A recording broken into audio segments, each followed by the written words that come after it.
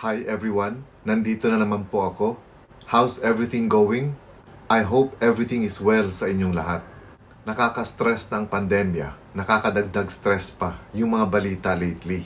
But just the same, life must go on, sabi nga nila. Kaya huwag tayo masyadong magpa-apekto.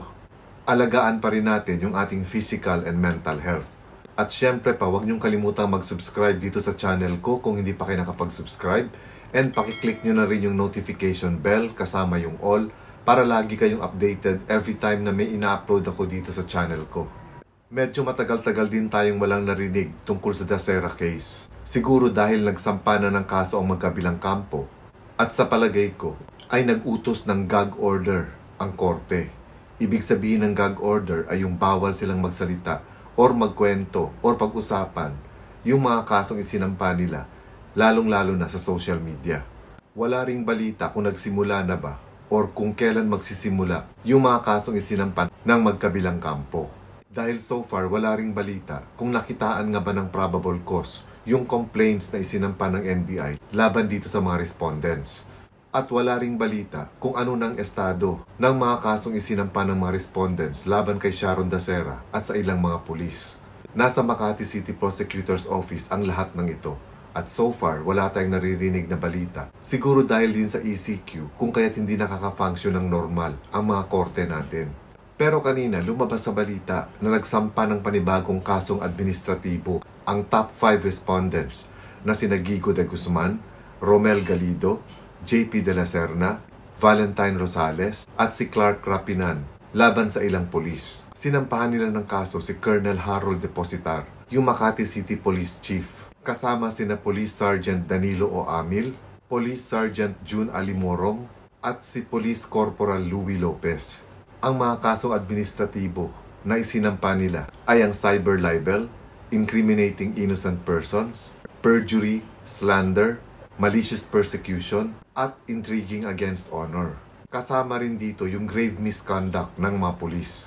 Yung mga unang kaso na isinampa ng mga respondents laban kina Sharon Dacera at dito rin sa mga pulis na ito ay sa Makati City Prosecutor's Office. At ito namang mga bagong administrative cases na isinampa nila kanina ay sa PNP Internal Affairs Service sa Camp Crame. Ang layunin nitong administrative cases na isinampa nila ay para tanggalin sa serbisyo itong mga pulis na sangkot sa kasong isinampa nila.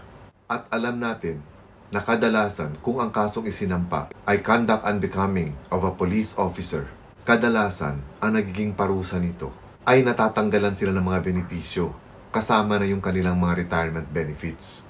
Kung maalala kasi natin, si Colonel Harold Depositar ang namuno nung unang investigation na kung saan ay sinabi nga niya na ang cause of death ni Christine ay rape with homicide. At dahil sa report niya na ito, ay nagpa-press con si dating PNP Chief Debold Sinas at sinabi nga ni Sinas na ang Christine Dacera case ay case closed na. Pero bago pa man makapag-issue ng warrant of arrest para sa mga respondents, ay lumabas din yung report ni Police Major Michael Sarmiento na kung saan sinasabi ng kanyang report na ang kinamatay ni Christine Dacera ay aneurysm. So nung isinampa ng PNP yung complaint nila sa Makati City Prosecutor's Office na rape with homicide, hindi ito tinanggap ng piskalya. Dahil ayon nga sa piskalya, kulang yung mga ebidensya na magpapatunay na may rape with homicide ngang naganap. At dahil dito, nag-utos nga ang Makati City Prosecutor's Office na magsagawa muna ng preliminary investigation kung may probable cause ba para ituloy itong kasong isinampa ng PNP. At inatasan din ng DOJ ang NBI na tumulong sa investigation. Pagkatapos nga ng ilang buwan ay naglabas ng resolution ang piskalya ng Makati City Prosecutor's Office at sinasabi nga nito na wala silang nakitang probable cause dun sa complaint na rape with homicide na isinampa ng PNP at tuluyan ng ibinasura yung complaint ng PNP. At dun naman sa investigation ng NBI, lumabas sa kanilang investigation na wala ring rape with homicide na naganap. Pero meron silang mga nakitang mga lapses o mga pagkukulang sa parte ng mga respondents kung kaya nagsampa rin sila ng mga complaints laban dito sa mga ilang respondents sa Makati City Prosecutor's Office. At pagkatapos na ibasura ng piskalya yung complaint na rape with homicide na isinampa ng PNP laban dito sa mga respondents, ay nag-file ng counter charges itong mga respondents laban kina Sharon Dacera at sa ilang kasamahan nito kasama na yung ilang mga pulis.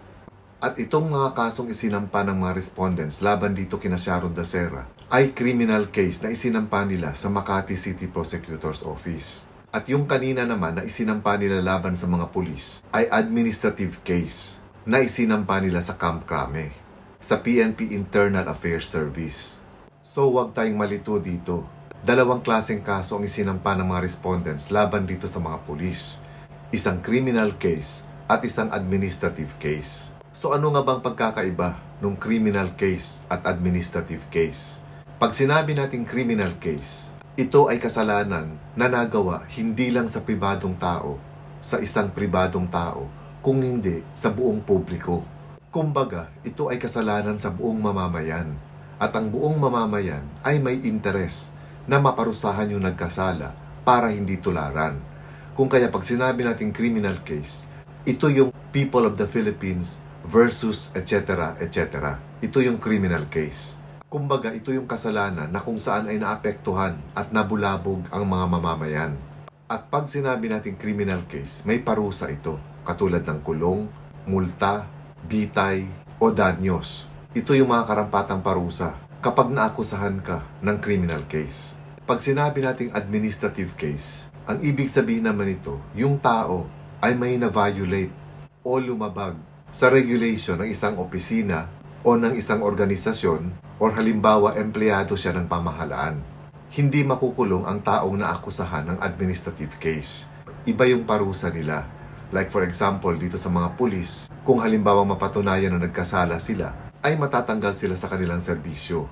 Or di kaya halimbawa, may isang doktor na nakasuhan dahil sa medical malpractice.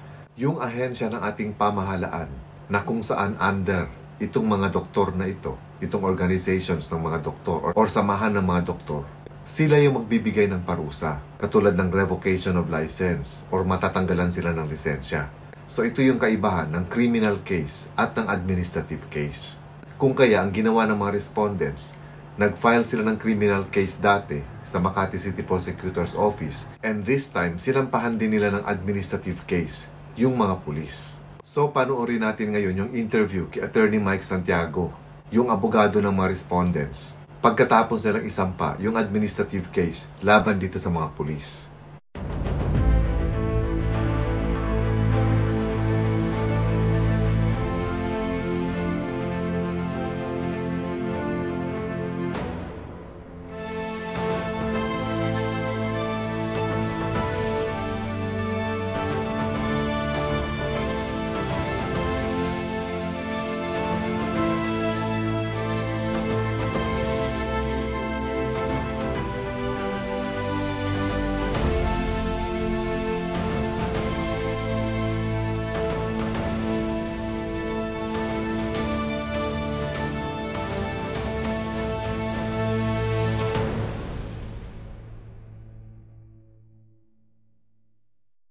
Okay, para po sa inyong kaalaman, ito mga kinasuhan po ay sina Colonel Harold Depositar, yung chief ng Makati PNP, si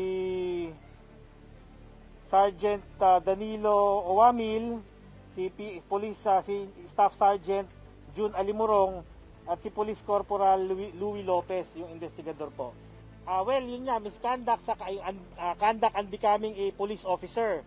At kung ano pa yung mga kaukulang paglabag, may kaugnayan dun sa kanilang pagkaka-illegal detention, yung kanilang pag-i-incriminate sa mga tao na walang kinalaman sa isang krimen at among others.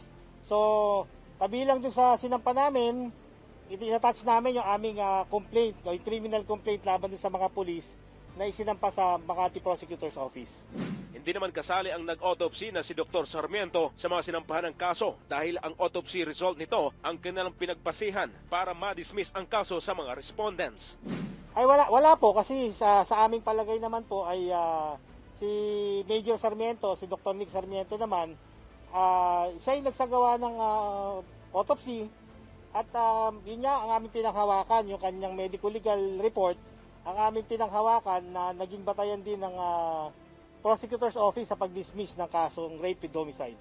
Saad ni Attorney Mike Santiago na siyang abogado ng mga respondents na hindi matanggap ng mga taga Makati City Police Station ang naging resulta ng autopsy. Kaya naghain pa sila ng panibagong reklamo.